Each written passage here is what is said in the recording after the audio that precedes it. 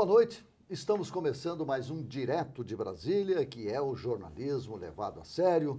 Olá, meu caro Lucas, tudo bem? Olá, Voit. O nosso Direto de Brasília você pode assistir também nos canais do grupo KTV, pelo nosso site diretodebrasilia.com.br e por todas as demais mídias sociais, em breve pela rede Gênesis de televisão. Rede Gênesis para 22 estados e com 85% de cobertura em todo o Brasil. Vamos ver agora como está o tempo aqui em Brasília. Vamos conferir as informações do Instituto Nacional de Meteorologia. Tempo claro a parcialmente nublado, temperatura mínima foi de 17 graus e a máxima fica em torno de 28 graus. A umidade do ar variou de 40% a 95% e os ventos são de fracos a moderados. Vamos ver então o que circula hoje nas mídias e nos jornais. Café da manhã reúne no Palácio da Alvorada os chefes dos três poderes. O presidente Jair Bolsonaro convidou para um café o ministro Dias Toffoli, presidente do Supremo Tribunal Federal, Rodrigo Maia, presidente da Câmara, e Davi Alcolumbre, presidente do Senado. Também participaram do café o ministro da Economia, Paulo Guedes, e o general Augusto Heleno. O café foi motivado pelas manifestações do domingo, onde foram feitas críticas ao Congresso e ao STF, o que incomodou políticos e ministros da Suprema Corte. Ao final do café foi firmada uma espécie de pacto pelas reformas. O presidente da Câmara disse que só assina o tal pacto após aval dos partidos. O Rodrigo Maia já é mais comedido, né? Após o envio de tropas especiais pelo governo federal para atuar no interior dos presídios do Amazonas, possíveis chefes das facções foram transferidos para presídios federais. Pelo menos 9 deles foram transferidos numa verdadeira chacina onde foram mortos 55 detentos. O presidente da Câmara, Rodrigo Maia, pediu ao relator da reforma da Previdência, deputado Samuel Moreira, que apresente o seu relatório até o dia 15 de junho. O objetivo é ganhar tempo para que a reforma seja votada pela Câmara e encaminhada ao Senado, antes do recesso de julho. Mas afirmou também que vai buscar alcançar a economia proposta pelo ministro Paulo Guedes, a quem visitou juntamente com outros 13 parlamentares na manhã de hoje. Muito bem. Operação Lava Jato prende empresários e funcionários de bancos acusados de fraudes que podem chegar a R$1 bilhão. A pedido do juiz Marcelo Bretas, foram decretadas as prisões de Júlio César de Andrade, Tânia Maria de Aragão Fonseca e de Robson Luiz Cunha da Silva. Robson e Tânia são funcionários do Banco Bradesco. O grupo é acusado de lavar quase R$1 bilhão em operações fraudulentas. Senado vota a medida provisória 870 da reforma administrativa. Até esta edição, o impasse continuava entre aliados do governo.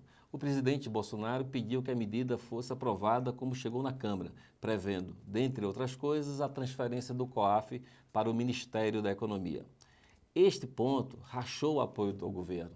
Caso o Senado modifique o que foi aprovado pelos deputados, a MP volta à Câmara e corre o risco de perder a validade, o que será um desastre, pois prevê a volta dos 29 ministérios, além de outras coisas. Agora nós vamos fazer um pequeno intervalo e depois vamos continuar falando de política com o nosso analista de inteligência e geopolítica, o coronel Elson Almeida. Nós já voltamos.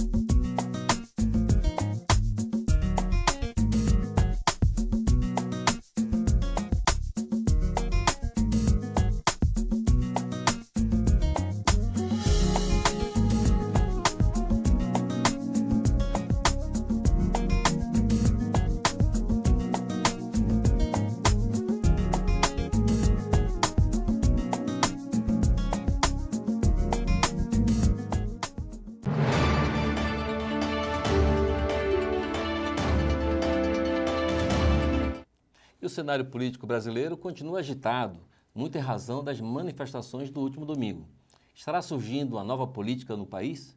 É o que vai nos explicar o coronel Elcio Almeida, nosso comentarista de inteligência e geopolítica.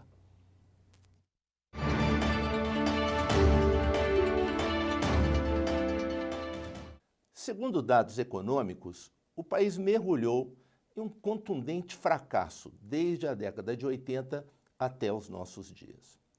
O fim do regime militar, que notadamente assumiu um modelo de capitalismo de Estado na economia e uma agenda conservadora nos costumes e na cultura, inaugurou uma política de frente, onde o pensamento socialista passou a liderar os rumos dos três poderes da República.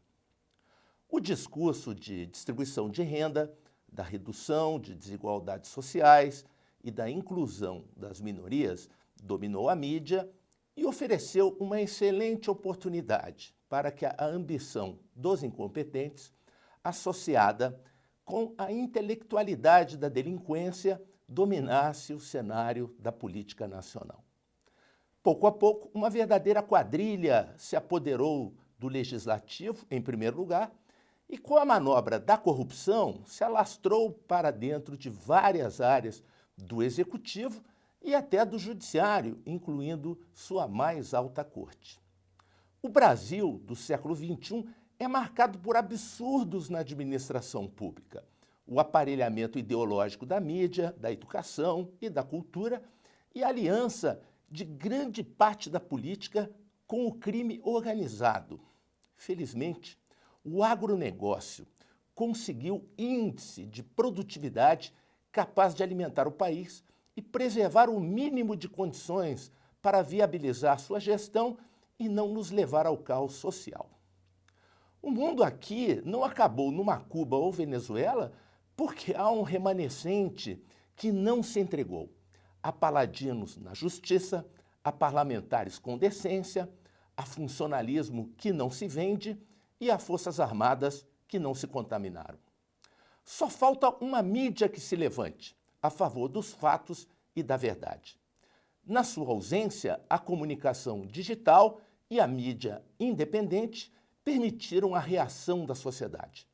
Potencializou a voz da multidão emudecida que pode, por fim, gritar: chega de injustiça, chega de roubalheira, chega de conchavos e chega de esquerdismo.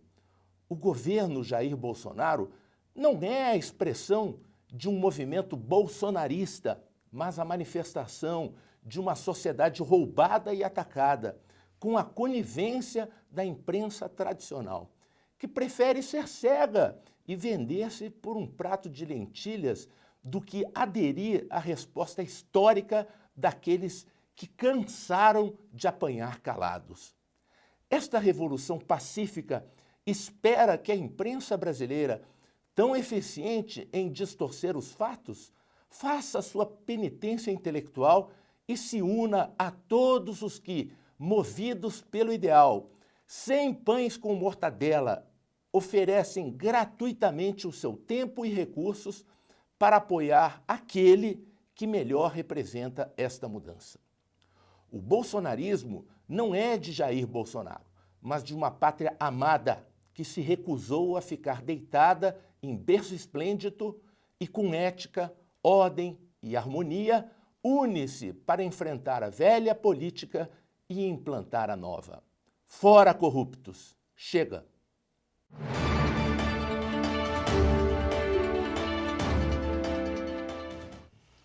Antes de falarmos da política em si, o professor Paulo Delgado está aqui conosco, nosso analista, comentarista. Ele é sociólogo, antropólogo, não é? Conhece tudo da política, inclusive depois nós vamos conversar sobre Centrão. Mas como é que o senhor analisa a viagem do vice-presidente da República, Hamilton Mourão, para a China, Japão e Coreia? O Brasil pode dividir suas preferências comerciais com estes países, além da notória preferência pelos Estados Unidos, professor? Boa noite. Boa noite, boa noite, Lucas. Eu acho que essa é uma perspectiva muito estudada no Itamaraty há muitos anos. O fato do Brasil não ter saída para o Pacífico não impede o Brasil de ser um país da Aliança Pacífica. Ou seja, nós podemos arrumar saída por via territorial, como os governos anteriores já pensaram.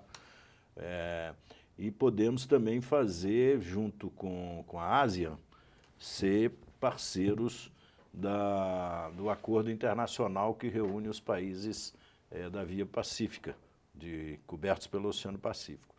E um dado que eu vejo de interessante dessa viagem, que revela o chamado poder brando brasileiro. O Brasil não tem poder quente, o Brasil não tem capacidade militar dissuasiva, em que ele possa fazer negociações militares como o Trump mistura negociação comercial com ameaça militar. O Brasil, é interessante que seja uma negociação de natureza comercial com os 3 principais tigres asiáticos, né? A Coreia, o Japão e a China. E o que é mais interessante, porque 80% da riqueza do mundo está no norte. Sim. E os 20% da riqueza que está no sul, 12% é o Brasil. Então, nós somos, na verdade, e já chamamos assim, os Estados Unidos da América do Sul. Nós éramos, até a Constituição de 88, eu fui constituinte, nós tiramos o nome Estados Unidos da América do Sul porque havia muita crítica assim, a semelhança com o nome americano, né? Mas, na verdade, nosso nome é tão velho quanto o dos Estados Unidos, que o nosso nome nasceu lá no século XIX. Então, eu vejo com muita expectativa. Acho que a posição da China na área tecnológica ela é imbatível. A China vai superar os Estados Unidos na área tecnológica. E os chineses estão propondo uma parceria com os Estados Unidos. O Brasil é um dos maiores consumidores do mundo de WhatsApp, Facebook, Instagram. Em conexão, nós estamos emparelhados com a China. Somos hoje o país mais conectado em número de pessoas em relação proporcionalmente junto com a China. Superamos os Estados Unidos. Professor, nesse canal que você falou aqui, a gente tem o Chile aqui do lado, que a gente pode fazer. E o Brasil está no BRICS, está pertinho da China, já tem uma relação. Então, é possível, então, que a gente... Eu acho que essa viagem tem que fazer o Brasil. O Brasil está numa posição muito alta no PIB mundial. Nós já fomos 7º, hoje nós somos 9º. Acabamos de perder uma posição para a Itália. Mas o nosso problema é IDH, o Índice de Desenvolvimento Humano Brasileiro é muito distante, nós estamos em 67 no IDH. Então, a China está numa posição maior que o Brasil e a China tem 500 milhões de pessoas em situação de miséria ainda. Mas a China já tem 700 milhões de pessoas na classe média. O Brasil está com o quê? O Brasil tem 50 milhões de pessoas na classe média, mas ainda tem 30 milhões de pessoas na miséria, não na miséria absoluta, porque o Brasil não é uma Biafra, né? O Brasil não é um país onde você tem a miséria absoluta, mas o Brasil tem problema de saneamento. A China tem muita capacidade, a engenharia chinesa tem muita capacidade, e hoje eu acho que a engenharia alemã, americana, talvez não interessa investir no Brasil, mas a chinesa interessa investir no Brasil. Por exemplo, agora, a conexão mobile. Se nós temos esse volume de pessoas conectadas, você tem a tecnologia 5G. É um mercado em potencial, o chinês deve estar de olho nesse mercado. O medo que os americanos têm, eu acho que o Brasil aí, que acabou de fazer um acordo com Alcântara, quer dizer, os Estados Unidos vai poder lançar satélites brasileiros aqui do Maranhão, da base de Alcântara. A nossa base é a mais barata do mundo. Eu participei de muitas negociações nos anos 90, eu era da Comissão de Defesa. Não havia defesa em relações exteriores, era só defesa naquela época. Nós negociamos muito a parceria de Alcântara com a França. A base mais barata de lançamento de satélite do mundo era Guru, aqui na Guiana, é uma base francesa. A nossa é muito mais, porque nós estamos mais perto da linha do Equador, o combustível para lançar o satélite é muito menor. Aí houve, no governo do Lula, houve uma discussão de caráter ideológico que bloqueou a possibilidade da parceria. E aí entregamos Alcântara lá para a Ucrânia. Não deu em nada, não subiu nada. Então, eu acho... Explodiu o negócio lá. Nós podemos, por exemplo, participar da corrida tecnológica ao lado dos Estados Unidos e de olho também na China, mas desde que a gente não queira misturar isso com corrida militar. Porque os Estados Unidos sabem... É belicista. Os Estados Unidos sabem que defesa é posição ofensiva. O Brasil sabe que defesa, boa defesa num país gigante como o Brasil é a posição dissuasiva. Nós temos que dizer assim, nós sabemos fazer, mas não queremos fazer. Nós sabemos, nós temos força, mas não vamos usar. Essa é a posição que o Brasil sempre teve na América Latina de soft power, que chama, um poder brando e de convencimento pelo tamanho da população e tudo. Mas na área comercial, não vejo nenhum problema de nós usarmos o celular chinês. Perfeito. Então, o senhor afirma, então, a parceria então, com os Estados Unidos para o uso de Alcântara foi um bom negócio para o Brasil? Eu vejo como um bom negócio. É um bom negócio porque se você começar a participar do resultado econômico dos satélites, lançado mais barato, que é um deságio, que Deus nos colocou mais perto do espaço. Deus é brasileiro, não esqueçamos disso. Pode ser que ele tenha achado que isso ia confundir a cabeça dos brasileiros. O Brasil, outro dia um diplomata europeu me disse assim, engraçado, ele já se viu no Brasil 2 vezes. Eu achava que quando eu servi a primeira vez, Deus era brasileiro. Agora eu estou notando que os brasileiros estão em dúvida se Deus é realmente brasileiro. Tem alguma coisa meio esquisita aí. Mas eu concordo, parceria comercial eu sou totalmente a favor. Agora, parceria estratégica de caráter militar, para mim, muda a característica do Brasil. Agora, recentemente, semana retrasada, quem retornou da China foi China, Japão e Coreia novamente, foi a ministra da Agricultura junto com uma comitiva de produtores. E isso o senhor acredita que possa haver um equilíbrio maior, vamos dizer assim, no comércio de commodities, por exemplo, com esse mercado árabe e chinês? Eu acho que a China morre de medo de fome. Eu fui membro do Grupo Parlamentar Brasil-China há mais de 15 anos. Eu fui à China, conheci os 4 últimos primeiros ministros da China, menos o Xi Jinping, o atual, que eu já tinha saído do Congresso. Mas conheci o Hu Jintao, conheci o Jiang Zemin, tive com eles pessoalmente em conversa, em delegações brasileiras, tanto com o presidente Fernando Henrique, como o presidente Lula, como o vice-presidente, que era ministro da Defesa, Zé Alencar. Eles sempre disseram, vocês são o celeiro do mundo, vocês é que alimentam o mundo. O grande supermercado do mundo é o Brasil. As condições de sol, as condições de temperatura, as condições de agricultáveis, a terra agricultável brasileira. Eu acho que nós devíamos de focar nisso, né?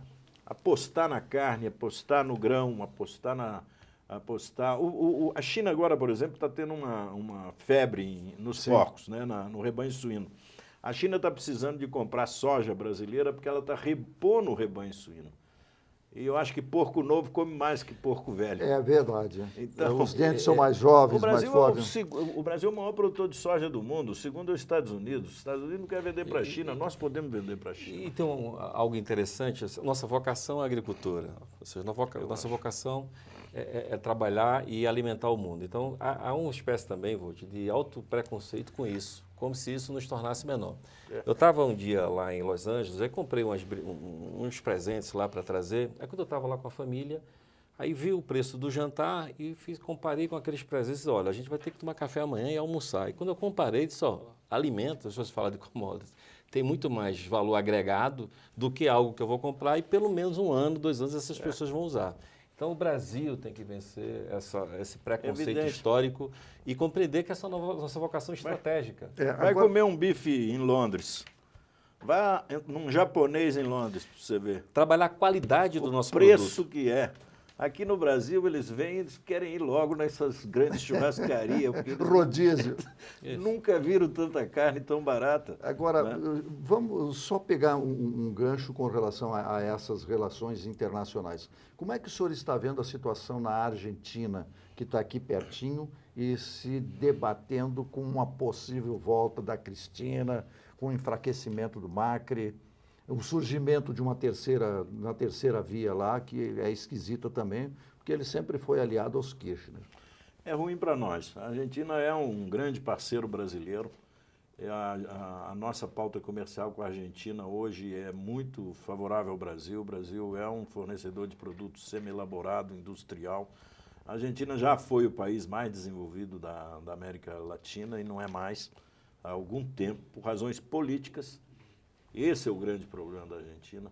A política na Argentina, ela tem sido um fator de desestabilização da economia.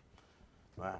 Eu acho que o Brasil devia de seguir, mas de maneira branda, poder brando, na negociação de mudar a natureza do Mercosul e permitir que isso ajudaria muito a Argentina, e a Argentina crescendo para nós não é ruim. Com certeza que não.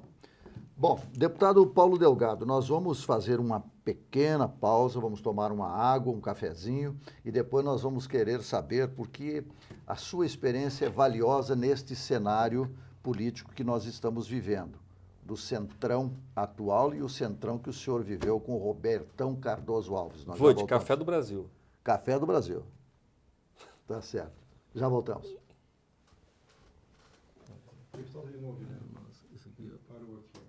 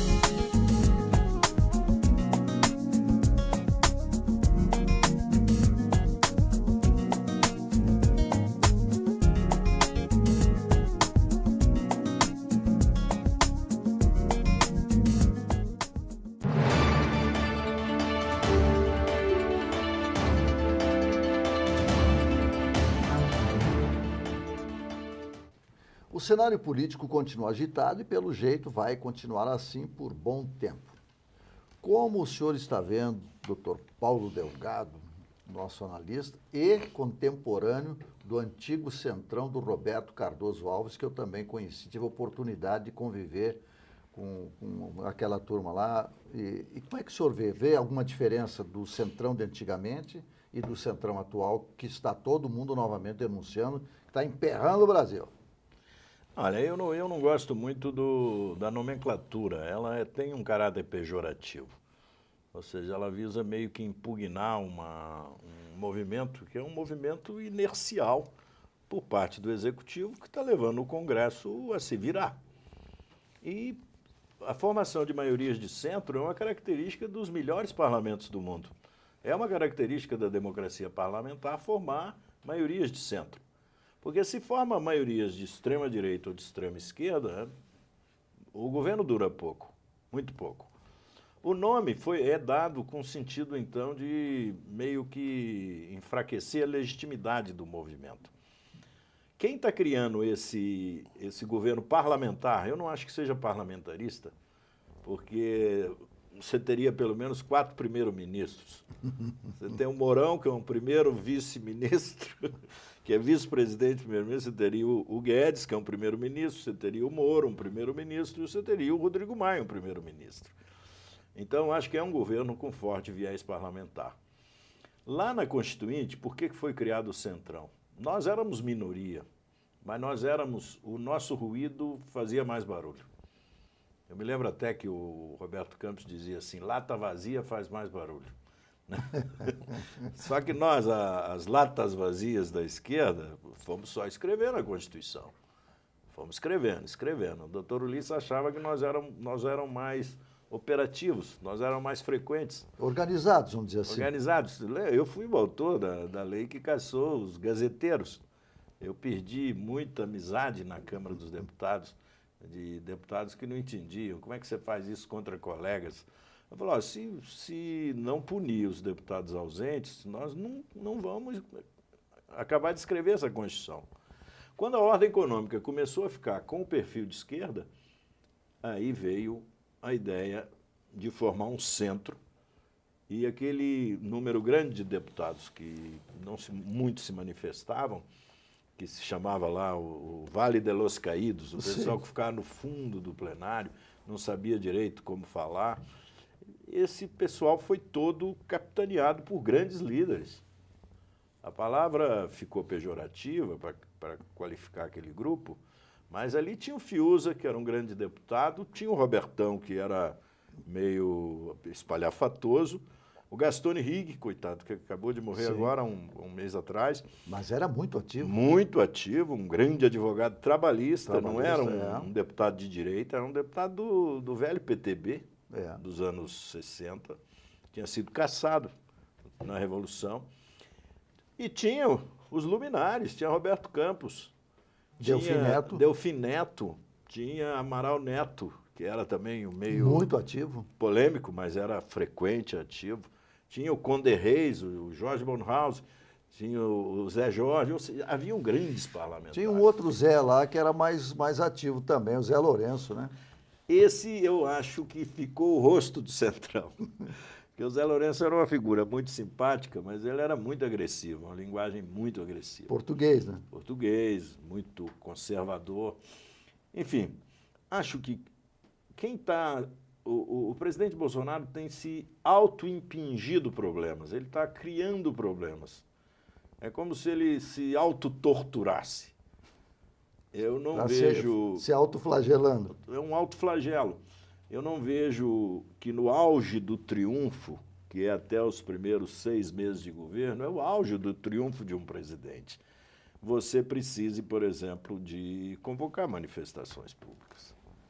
Porque é como se pedir um recall. Eu te chamo para trazer seu carro para consertar o seu. Meu governo está com alguns problemas, traga o seu voto e vamos dar uma reciclada no seu voto. Mas ali não foi um recado, não dele, porque acho que foram os parlamentares que, se não me engano, foi mais o Olímpio, mas de mostrar que há um apoio popular.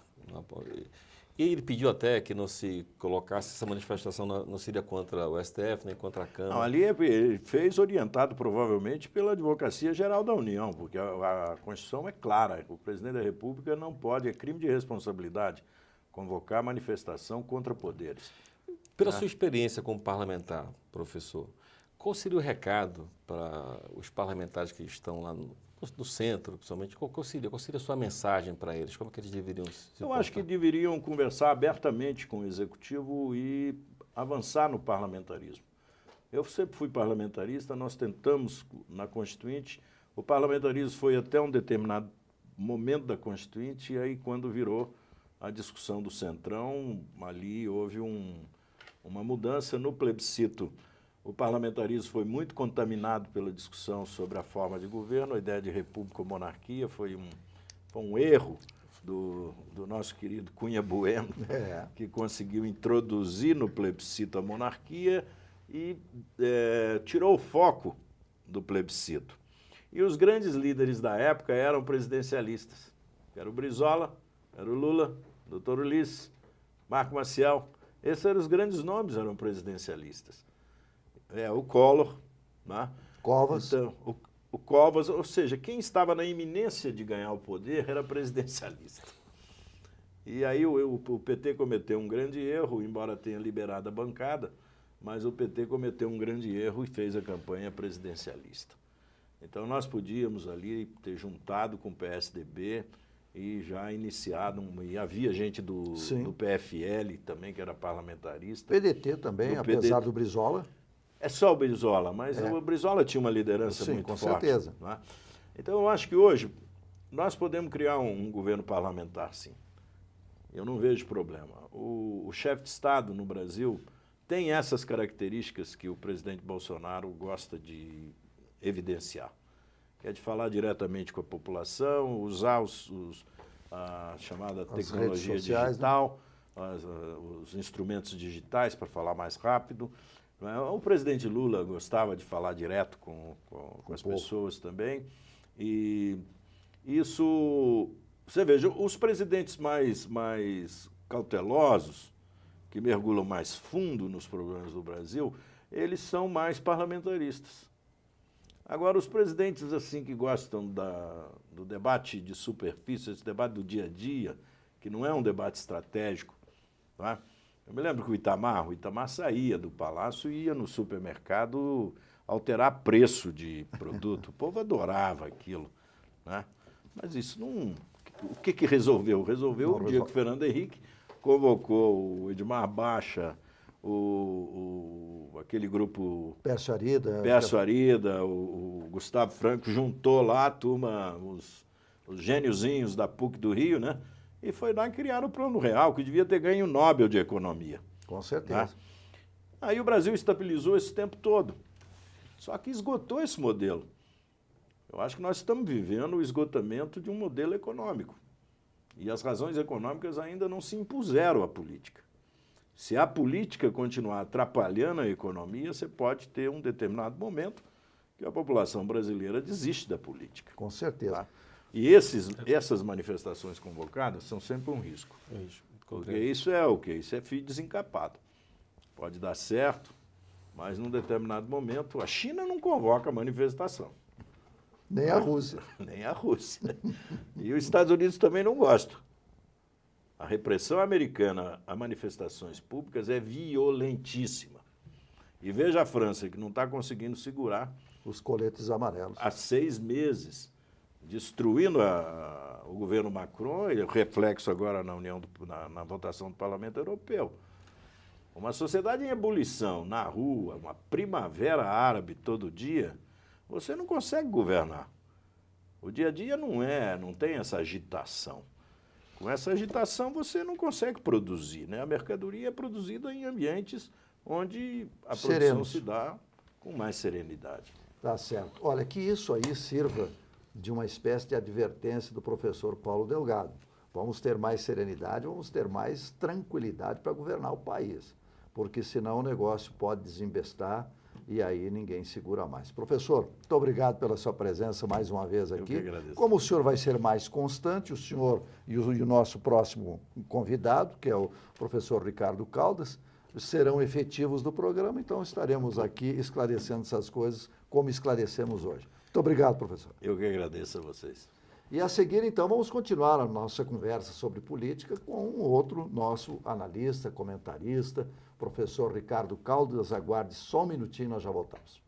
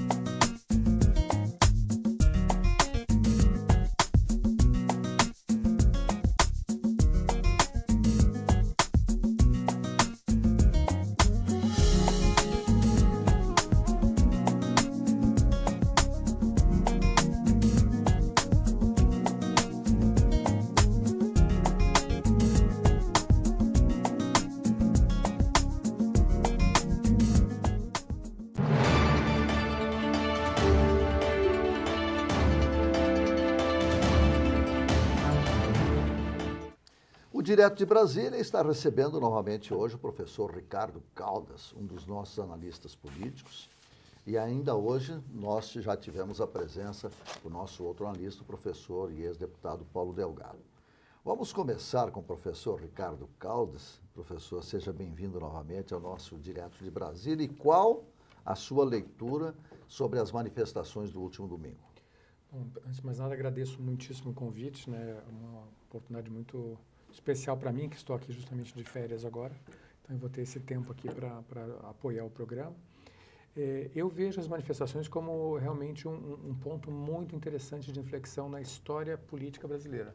Eu penso que as pessoas estão fazendo uma leitura muito equivocada, dizendo que as manifestações vão virar uma espécie de colete amarelo, que vai ter manifestação toda semana e tal. Não é isso. Eu vejo uma outra forma. Eu vejo da seguinte maneira. Houve uma manifestação muito forte contra a questão da contingenciamento de educação, do orçamento de educação, que é uma coisa corriqueira. Todos os governos de direita, de centro, de esquerda fizeram isso no passado. E houve essa contaminação, essa grande manifestação, perdão. E aí, então, o governo parecia que ia virar um refém das ruas, no caso, um refém da oposição. E aí o governo mandou um recado dizendo, opa, quem foi eleito fui eu tive uma parte dos votos, foram eleições em 2 turnos, como é feito na França, tive maioria e ainda conto com o apoio da população, ao contrário do que dizem muitos institutos de pesquisa de opinião, que estão sendo manipulados e comprados por alguns interesses especiais, vamos colocar dessa forma. Então, na verdade, eu vejo a manifestação como um ponto de equilíbrio em relação à manifestação anterior, e eu concordo contigo completamente que foi uma mensagem para o Congresso que o presidente, o Poder Executivo, não vai virar refém de um grupo político qualquer. E aí eu peço só a autorização para divergir do que foi dito aqui. O que está sendo pedido por alguns setores do Congresso para apoiar o governo é, sim, dinheiro, emendas parlamentares, indicação para cargos, ministérios porteira fechada, ou seja, a velha política. Então, em função disso, eu penso que vai ser natural essas crises permanentes entre o Poder Executivo, que tem uma proposta de uma nova política, e o Congresso, que está acostumado com a velha política. 1/3 dos deputados e quase 40% dos senadores está sendo alvo de processo na Justiça nesse momento. Voltando a essa manifestação das ruas, a interpretação dessa manifestação das ruas, como o senhor colocou há pouco, que é um recado das ruas e também um pedido de apoio do governo em relação a boas práticas, porque muita gente pergunta o que é a nova política. A nova política pede, é muito simples falar, pede novas práticas. Sim. É só isso, é o que as pessoas querem. Então não precisa explicar o que é a nova política. Quando dizem o que é a nova política? A nova política são boas práticas. Concordo. É isso? Eu só discordo que não foi um recado das ruas, foi um recado pedido pelo Poder Executivo de uma maneira anônima. Referendado. Exato, referendado pelas ruas. Pelas ruas. Ninguém quis assumir esse pedido para não sofrer uma cobrança direta, até porque não se sabia o número exato de pessoas que iria, né? Então, por isso que ninguém do Poder Executivo disse eu convoquei ou eu convoquei. Mas até as pedras aqui em Brasília sabem que o Poder Executivo estava por trás das grandes manifestações e, na minha opinião, logrou êxito. Essa discussão que está sendo feita, isso sim, uma discussão superficial, se atingiu o número ou se não atingiu o número, esse é um comentário absolutamente superficial, banal e de uma pessoa que não entende o que está acontecendo politicamente. Só para concluir, nós tivemos uma manifestação a favor do governo que está pregando reformas impopulares. E com mais um detalhe, né, professor?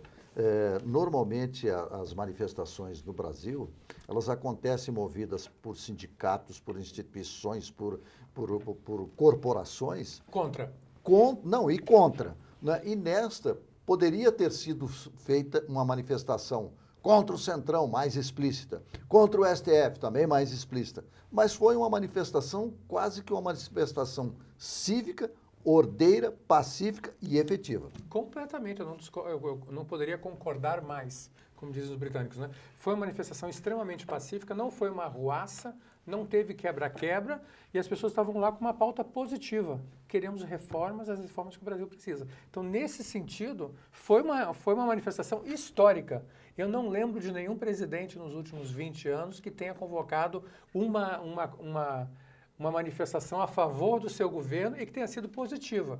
A última semelhante foi a do Collor, que foi desastrosa. Os camisas pretas.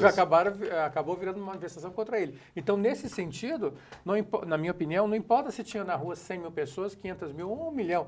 Ela é significativa. Não é a qualidade, não é a quantidade, é a qualidade da manifestação. E a capacidade de mobilização. Então, o que o presidente estava dizendo? Presidente, que eu digo Poder Executivo. Se vocês querem mobilizar contra o meu governo, eu também consigo mobilizar a favor. Então, isso zera o jogo político.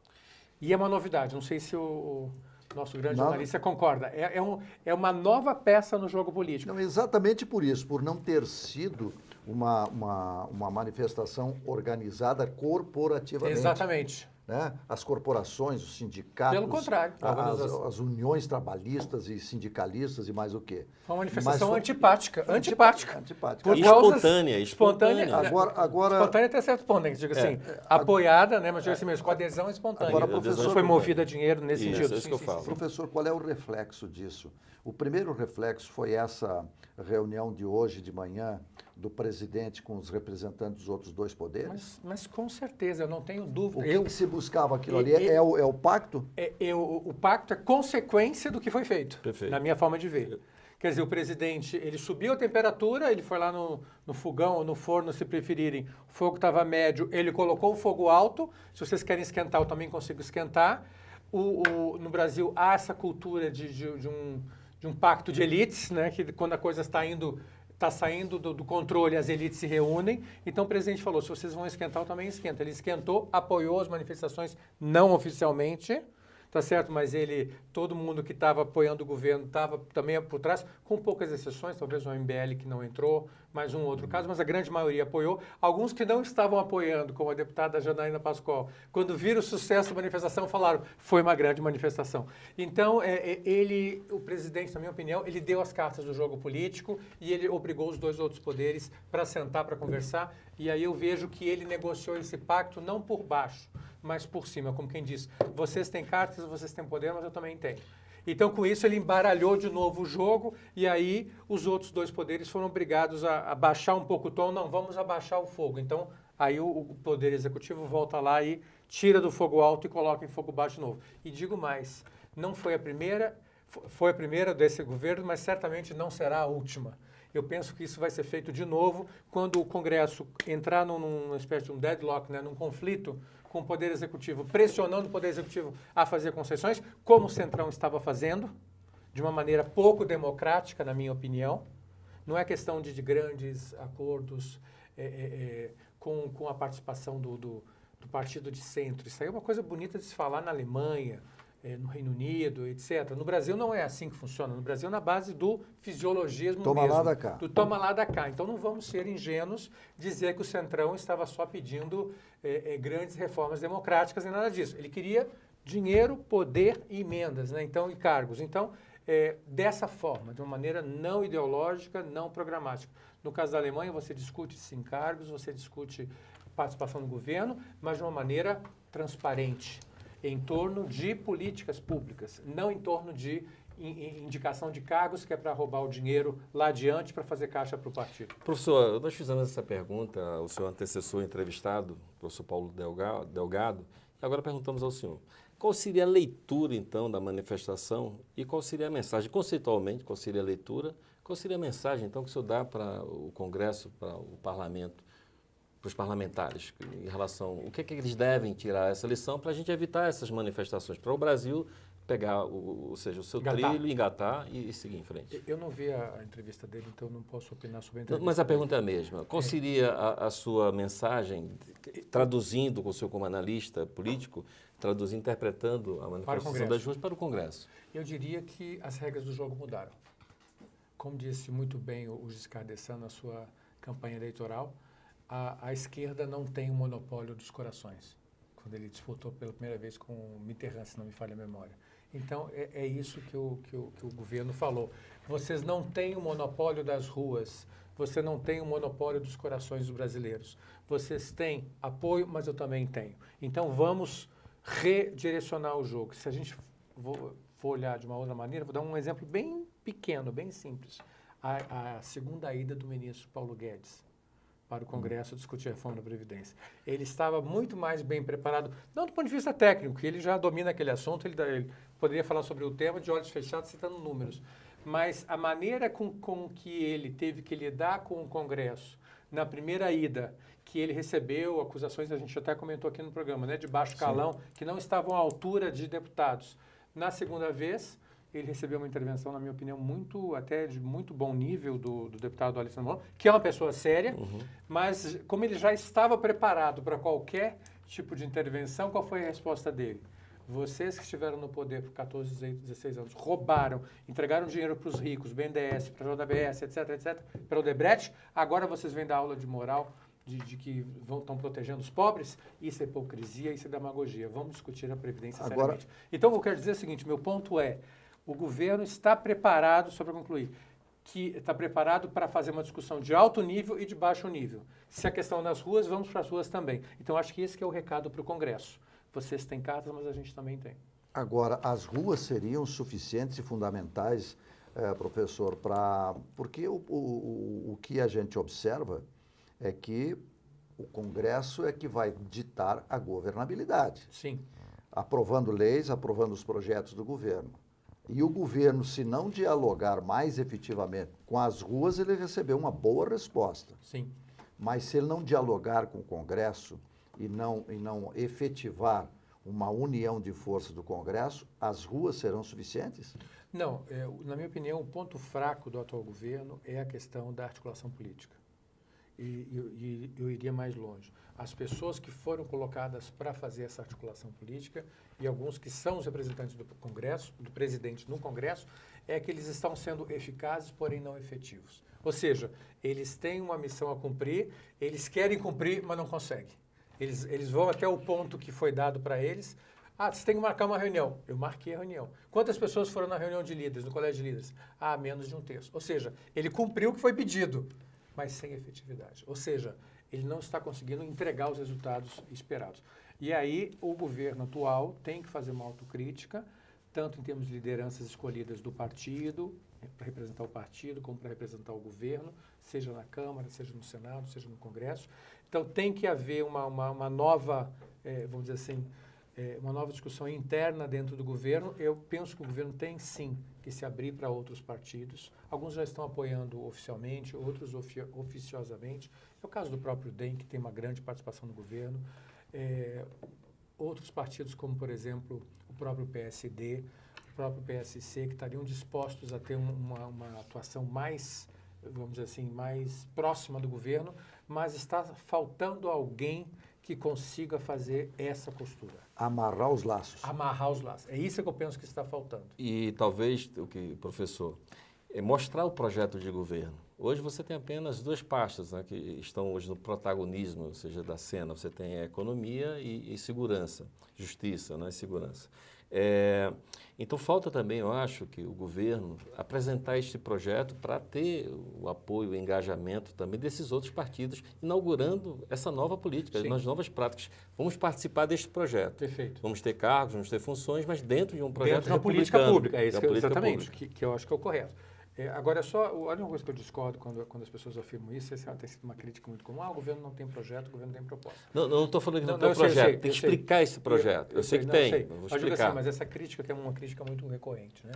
Ora, a reforma da Previdência não é um projeto, reforma tributária não é projeto, um pacote de leis anticrime para diminuir a corrupção não é projeto. Então, eu concordo contigo, isso aí você não faz sozinho. Tá certo? Você precisa de apoio dos outros parlamentares para montar justamente uma governabilidade. Agora, está sendo feita, há uma crítica muito superficial dizendo que o governo não tem projeto, não tem propostas, mas, na verdade, as pessoas não querem discutir essas propostas, porque é mais fácil, às vezes, você ficar no seu eleitor, né, contra. É muito fácil você bater na reforma da Previdência. É uma postura muito simpática. Ela é irresponsável, mas ela é simpática para a sua base. Então, eu concordo contigo, não estou discordando, estou concordando. Não, eu já vi parlamentar, por exemplo, do Nordeste dizendo, eu sei que a reforma É necessário. da Previdência é necessária. Mas eu não posso, Não consigo. falar isso. Então, mas há de se encontrar argumentos, até para esse parlamentar, para conversar com suas bases e mostrar que o país Exatamente. realmente Então não precisa estaria aí a fazer. necessidade de uma comunicação melhor do Também, governo, também. não só com o Congresso, mas também com a população, para explicar as reformas? Perfeito. Que é o que Acho está sendo perfeito. feito nas campanhas, mas nessas campanhas publicitárias. Mas nessas campanhas é muito difícil você descer, você fica num nível muito, eu diria que é o superficial do superficial, né? Os militares e os servidores públicos vão ser atingidos? Vão. Mas de que forma? Então, acho que nem dá, né? Então, é porque o assunto é tão complexo realmente. Ele, por um lado, ele atinge o nosso bolso diretamente, quem está para se aposentar ou quem sonha em se aposentar, mas, ao mesmo tempo, os números são muito pesados, né? Então, é difícil você transformar os números numa coisa fácil. Qual é a função principal do jornalista, na minha forma de ver? É transformar temas complexos em temas simples. Mas, no caso da Previdência, isso não é uma tarefa banal, porque você corre o risco de ser superficial ou de cometer alguma impropriedade. Então, acabou que essa discussão realmente está sendo feita pelos técnicos, né? Aliás, diga-se de passagem, eu queria mencionar aqui, me impressionou muito positivamente a intervenção do deputado de São Paulo, aquele Kim, né, que é um Sim, juiz do Kim MPF. Kataguiri. Impressionante como ele discorre sobre a reforma da Previdência com tranquilidade. Inclusive, ele foi um dos críticos das manifestações, né?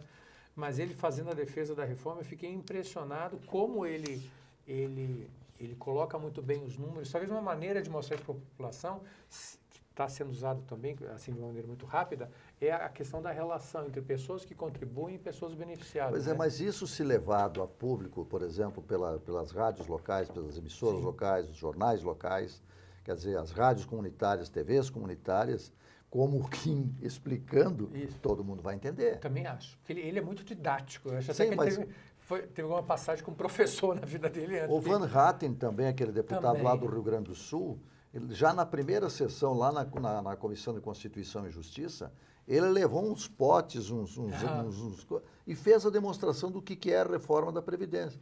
Todo mundo em casa possivelmente tem entendido. E o interessante é que vocês citaram 2 parlamentares que são novos. Jovens, exatamente. Jovens. Com temas antipáticos. E com temas antipáticos. E eles estão assumindo, inclusive, o ônus. Isso Isso eu ia falar Exatamente. sobre. Então, é realmente necessária a articulação política. Que esses parlamentares E comunicação. estejam... As duas Isso, coisas. A comunicação. Agora, Endomarketing para dentro e comunicação para Quem fora. fez isso também, recorreu a essas figuras de linguagem, foi muito bem, brilhantemente, foi o ministro da Educação, com a Sim. questão do desvio não, perdão, do corte do orçamento, que muitos jornalistas irresponsavelmente disseram que o orçamento ia ser cortado em 30%. Quando, na verdade, e eu estava até no meio de uma discussão sobre isso, e as pessoas começaram, o governo, e eu fiquei calado. Aí, depois de um certo tempo, eu falei, gente, deixa eu só dar uma informação para vocês, eu sou de universidade, não tem como o governo cortar o 30%, nem se ele quisesse, porque senão ele cairia para o crime de responsabilidade. 90% dos orçamentos das universidades é pagamento de funcionário, seja professor, seja funcionário técnico.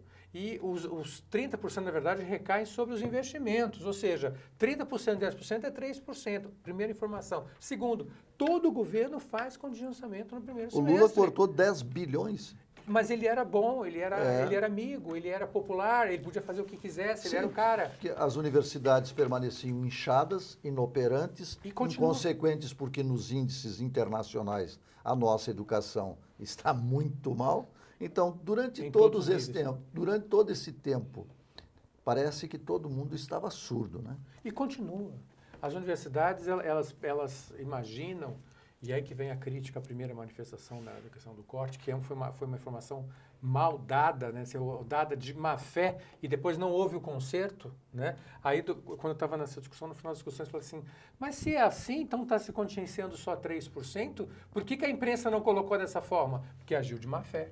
Aí você tem um Que não problema. interessa. Não interessa, porque é a questão ideológica, a questão do ativismo, né, a questão partidária. Você não consegue fazer uma discussão mais... política ela sempre não tem jeito. Mas você pode fazer uma discussão política sem ser partidária. Aí sim.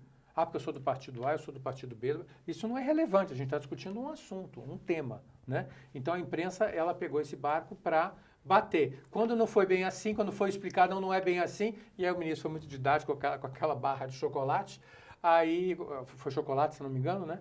Sim. Aí as pessoas falaram, mas não foi isso que a imprensa disse, não foi isso que o jornalista falou. Aí tem uma parte de ignorância jornalista, porque o jornalista no Brasil, a grande maioria, ignora os termos econômicos nos dois sentidos do termo, É o que não problema- sabe economia, e a outra parte de má fé. É o porque ele problema quis- dos especialistas em generalidades. Os falsos especialistas. Os especialistas em generalidades. E quer não dizer, custa lembrar, né, que o jornalista nos Estados Unidos, ele primeiro forma em economia, para depois ser jornalista econômico. Ele primeiro forma em música, para depois ser jornalista de música. Aqui é o contrário, o jornalista opina sobre tudo, desde saneamento básico, eletricidade, né, e tal, até controle da política macroeconômica, atuação do Copom. Aí fica uma coisa complicada, não tem como complicado. você aprofundar em todos esses temas ao mesmo tempo. São os especialistas em generalidades, né? Que não é especialista de nada. Professor Ricardo Caldas, mais uma vez, muito obrigado pela sua presença aqui. Passamos, né? Já acabou o tempo? Acabou. Já acabou. Ou vocês diminuíram aqui pela Não, metade? não. Tão boa a conversa que o tempo passa. Quando a conversa é boa, o tempo passa depressa, professor. Isso é Mas como o, gentileza senhor de vai vocês. como o senhor vai voltar seguidamente aqui, Agora eu estou de férias. Né? agora está de férias, vamos convocá-lo para trabalhar Pode um pouco. convocar. E em breve será os comentários virão dos Estados Unidos. Quando É, eu voltar. Quando sim. voltar, Sim. direto. Vai voltar para os Estados Unidos na Agora são tela. as grandes férias de junho, julho e Isso. agosto, né? Depois. Aí nós já vamos estar ao vivo, direto, através da Rede Gênesis para Deus todo o permitir. Brasil e todas as mídias sociais. Professor, muito Eu obrigado. agradeço o E convite. até a próxima. E a você que nos acompanhou também, muito obrigado pela sua Muito audiência, obrigado. pela sua sintonia. E até o próximo Direto de Brasília.